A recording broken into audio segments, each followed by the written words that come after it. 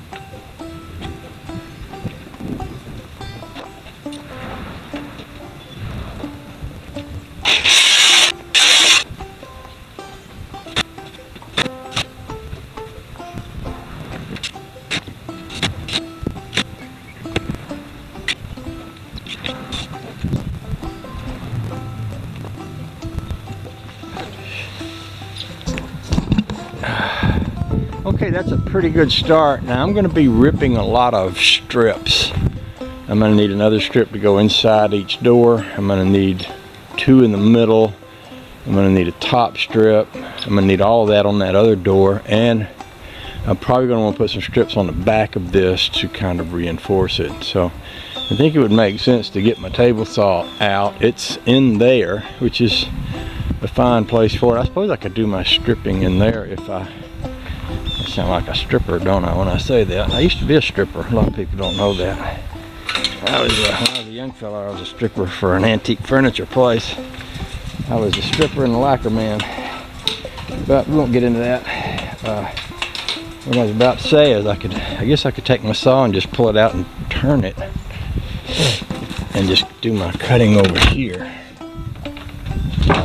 Spin it around, that way I could strip my boards that way. That would work.